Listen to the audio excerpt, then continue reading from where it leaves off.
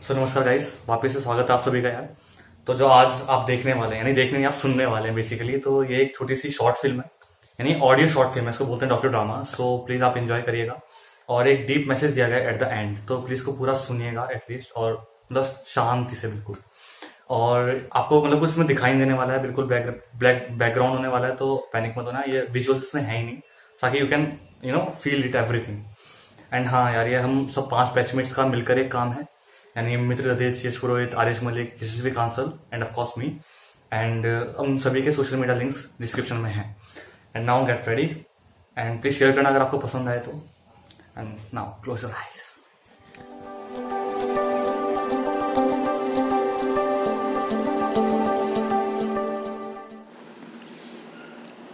किस्से लिखने लगे अगर माँ के, किस्से लिखने लगे अगर माँ के, तो दुनिया में स्याही कम पड़ जाएगी।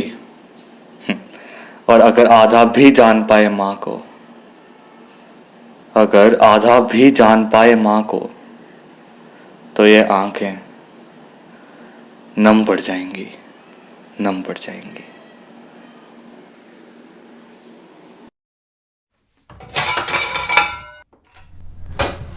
बेटा जल्दी से तैयार हो जाओ। अरे फिर नाश्ता भी तो करना है। हाँ मम्मी, 1 मिनट रुक जाओ यार, ये हो नहीं रहा। क्या नहीं हो रहा? अच्छा, ये लेसेस नहीं बंधे। 8 बज गए मम्मी, जल्दी बैग दो, मुझे जाना है, मुझे लेट हो रहा है। रुक रुक, मुझे तो आने दे बेटा। अरे आ जाओ तो।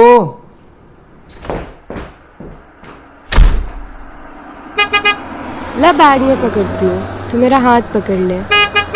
अरे माँ, मैं चल तो रहा हूँ। अरे गाड़ियाँ जा रही है, ध्यान से बेटा। लो बस, अब यहाँ से आप वापस चली जाओ। क्यों बेटा? मैं तुझे आगे गेट तक छोड़ देती हूँ। अरे नहीं नहीं, मैं जा तो रहा हूँ, अब आप जाओ बस, ठीक है? बाय आकाश, ध्यान से जाना। हाँ हाँ।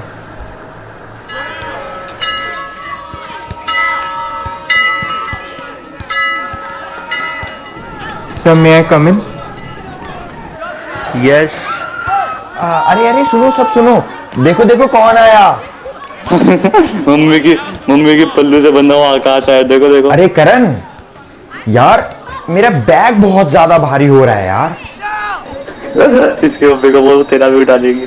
अरे अरे देखो देखो, मुझे को दिख नहीं रहा, दिख नहीं रहा। अरे अरे मुझे को दिख नहीं रहा भाई। अरे तो काना तो नहीं हो गया? काना।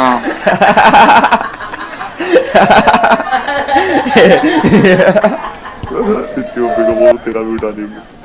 अरे तो काना तो नहीं हो गया? काना।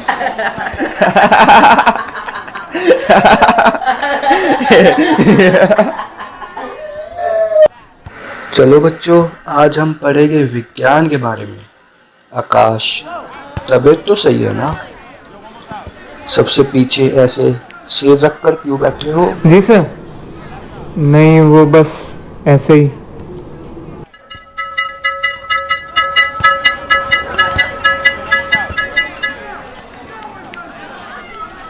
आज पूरे दिन आकाश बहुत उदास बैठा था। वो मन ही मन अपनी माँ को दोष दे रहा था कि वो मेरे साथ स्कूल तक आती ही क्यों है यार। ना वो मेरे साथ आती, और शायद ना बच्चे मेरा मजाक उड़ाते। ऐसे ही उदास मुंह के साथ वो घर पहुंचता है।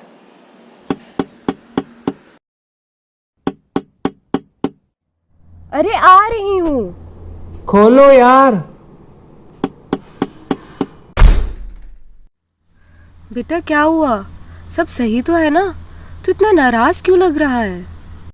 रहने दो ना यार, आप पहले तो खुद ऐसे काम करती हो, फिर बोलती हो। मैंने? और नहीं तो क्या। प्लीज बस आप कल से स्कूल मत आना मेरे साथ। आती क्यों हो? क्या मिलता क्या आपको वहां आने से? बेटा मैं तो यूं ही आ जाती हूँ, मेरा मन नहीं लगता घर पर। वो तुम्हारे पापा तो है नहीं इस दुनिया में, तो सोचती हूँ स्कूल जाते वक्त ही तुम्हारे से कुछ बातें कर लूँ। क्या हुआ बेटा? यार मम्मी आपकी वजह से बच्चे मेरा मजाक उड़ाते हैं, कहते हैं कि तेरी मम्मी तो क्या कहते हैं बच्चे? वो मेरा मजाक उड़ाते हैं, कितना बड़ा हो गया तब भी अब तुझे मम्मी स्कूल तक छोड़ने आती है, और फिर आप घरों में जा जाकर झाड़ू पोछे भी तो करती हो। समझो माँ, वहाँ स्कूल में बच्चे बड़े घरों से आते हैं, आपके साथ मुझे देखने के बाद वो मुझसे बातें भी नहीं करते। सब बच्चे नई नई साइकिल से आते हैं, बस मैं ही आपके साथ आता हूँ। हम काना भी बुलाते हैं वो आपको, आपकी एक आंख जो नहीं है। मुझे बिल्कुल अच्छा नहीं लगता माँ कि आप औरों की मम्मियों जैसी सुंदर नहीं दिखती। आप बस मत आया करो मेरे साथ। ठीक है बेटा, इतनी सी बात तो मुझको पहले बता देता, मैं आगे से नहीं जाऊंगी। ऐसे बेटा दुखी मत हो। और तुझको क्या साइकिल चाहिए थी ना? ले रुक, ये कुछ रुपए है मेरे पास, आज शाम को साइकिल लेने चलेंगे। अब ऐसे नाराज मत हो बेटा, मेरी वजह से तू इतना दुखी हो रहा था, मुझे माफ कर दे। ले बेटा प्लीज खाना खा ले, देख मैंने तेरे लिए क्या बनाया है। अरे भाई खा लूंगा मैं, बस आप जाओ यहां से, इस कमरे से चले जाओ प्लीज।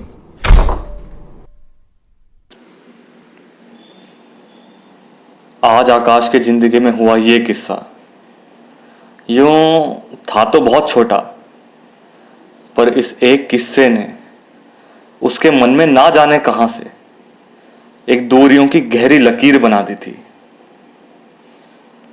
अब आकाश मां से काफी कटा कटा रहने लगा, ना तो घर पर आकर उनसे कुछ कहता, ना कोई बातें करता, बस जब देखो अपने दोस्तों के साथ घूमता। ऐसे करते करते उसने कॉलेज में एडमिशन भी ले लिया, आगे जॉब भी करने लगा। पर जब भी मम्मी को किसी से मिलवाने का मौका आता तो अभी तक भी ना जाने क्यों एक थोड़ी शर्म महसूस करता था। ऐसे ही एक दिन उसने बिना बताए शादी भी कर ली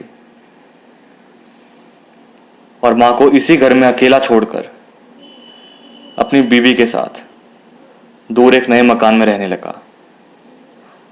अब जब भी मां का कभी कभार फोन आता तो हर बार बिजी हूँ अभी मैं माँ, वापस कॉल करता हूँ मैं। कहकर फोन काट देता। सब ऐसे ही चल रहा था, पर एक दिन अचानक एक फोन आता है।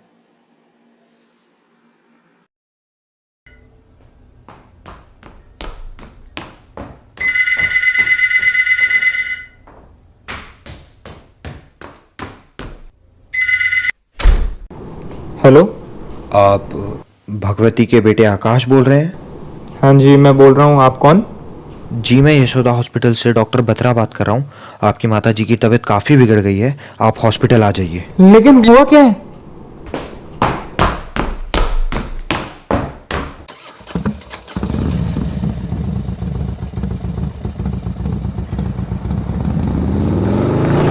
कहाँ है यशोदा हॉस्पिटल? कहाँ है? यही तो बताया था, ये रहा।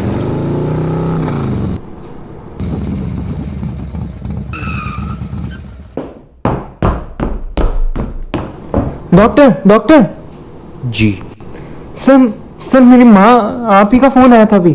आप मेरे पीछे रूम नंबर 6 में चलिए, वो वहीं पर है। लेकिन हुआ क्या है? उनकी तबीयत काफ़ी बिगड़ गई है, उन्हीं के एक पड़ोसी ने उन्हें अभी एडमिट करवाया था। सिचुएशन काफ़ी क्रिटिकल है। वैसे आपको जान के सरप्राइज होगा कि हम पहले भी मिल चुके हैं। आप तो उम्र में काफी बड़े लगते हैं, मुझे तो याद नहीं कि मैं आपसे पहले कभी। अरे वैसे भी आपको कैसे याद होगा, तब आप बिल्कुल जन्मे जन्मे थे। मैं यूं तो काफ़ी डिलीवरीज करता हूं, पर मुझे आपकी डिलीवरी आज तक याद है। ऐसा क्यों सर? बेटा, जब तुम हो रहे थे उस समय तुम्हारी इस दाईं आंख में मेजर डिफेक्ट था, जिसकी वजह से तुम एक आंख से देख नहीं पाते थे। तब तुम्हारी माँ ने अपनी एक आंख तुम्हें दे दी थी। ये सुनते ही आकाश औरों की अचानक घुटनों के बल गिर गया। सुंदर नहीं दिखती। आप बस मत आया करो मेरे आज उसने अपने आप को बहुत ही बेजान मजाक पाया। उड़ाते हैं। कितना बड़ा हो गया तब भी अब तुझे मम्मी स्कूल ना तक जाने छोड़ने क्यों आती है। वो 30 साल पहले कही हुई पुरानी बातें बच्चे भी तो करती हो। उसके जहन में समझो माँ, एक शोर मचाने स्कूल लगी। में बच्चे बड़े घरों से आते हैं। उसी के द्वारा इतने सालों पहले उस सोमवार के दोपहर को स्कूल से आने के बाद अपनी माँ को कहे गए वो एक एक शब्द बस मैं ही आपके साथ आता हूँ। उसे अब एक बेहद नुकीले कांटे की तरह काना भी बुलाते हैं वो आप। कानों को चीरते हुए आपकी एक आंख जो नहीं है। महसूस हो रहे थे। मुझे बिल्कुल अच्छा नहीं लगता माँ। पर ज्यादा समय ना लगाते हुए वो तुरंत रूम नंबर 6 की ओर अपनी माँ से आखिरी बार मिलने भागा और वहां उनके पैरों पर सर रखकर मुझसे बहुत बड़ी गलती लेट हो गई गया। माँ, बहुत बड़ी। मुझे माफ कर दो प्लीज माँ, मुझे माफ दो। अरे अरे रो मत बेटा, क्या हुआ?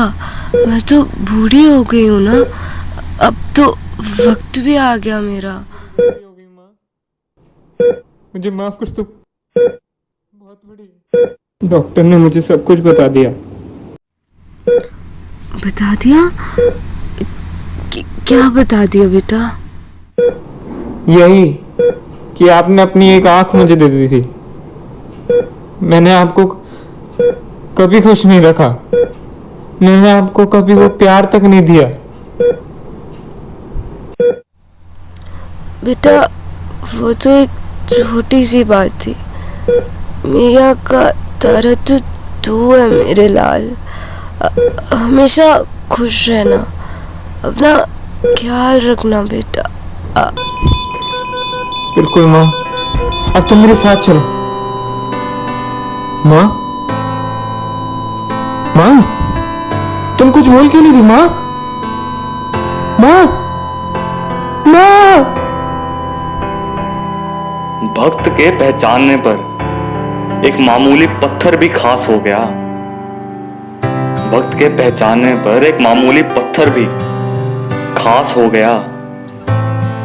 थोड़ा देर से ही सही, पर आखिरकार आज एक नासमझ को मां की असली खूबसूरती का एहसास हो गया। एहसास हो गया। जमाना बदल गया है, जिंदगी बदल गई है। पहले लोग बाप के चेहरे में ईश्वर देखते थे, मां के चरणों में स्वर्ग दिखाई देता था उन्हें। लेकिन अब हम समझदार हो गए हैं, हमारी पीढ़ी बड़ी होशियार और प्रैक्टिकल हो गई है। हमारे लिए हर रिश्ता एक सीढ़ी की तरह है, जिस पर पांव रखकर हम आगे निकल जाते हैं। और जब उस सीढ़ी का इस्तेमाल नहीं होता, तब उसे कल के अखबार की तरह रद्दी समझकर किसी कबाड़ खाने में फेंक देते हैं। आज बड़ी विनम्रता और आदर से मैं पूछता हूं कि हमारी खुशियों के लिए हमारे पिता अपनी मेहनत की पाई पाई हम पर हंसते हंसते खर्च कर देते हैं, पर जब उनकी आंख धुंधली हो जाती है, तब उन्हें कतरा भर रोशनी देने से भी क्यों कतराते हैं हम? एक बाप अगर अपने बेटे की जिंदगी का पहला कदम रखने में उसकी मदद कर सकता है, तो वही बेटा अपने बाप की आखिरी कदम उठाने में उसे सहारा क्यों नहीं दे सकता? जिंदगी भर अपने बच्चों पर खुशियां लुटाने वाले माँ बाप को किस जुर्म में आंसुओं और तन्हाई की सजा दे दी जाती है? हम शायद यह भूल रहे हैं कि जो उनका आज है वही कल हमारा होगा। जो सवाल आज वो पूछ रहे हैं वही सवाल कल हम पूछेंगे। जिंदगी सीढ़ी की तरह ऊपर नहीं जाती, जिंदगी पेड़ की तरह उगती है। माँ बाप किसी सीढ़ी के पहले पायदान नहीं होते, माँ बाप जिंदगी के पेड़ की जड़ होते हैं। पेड़ चाहे कितना ही बड़ा क्यों ना हो जाए, कितना ही हरा भरा क्यों ना हो जाए, जड़ काटने से वह हरा भरा नहीं रह सकता।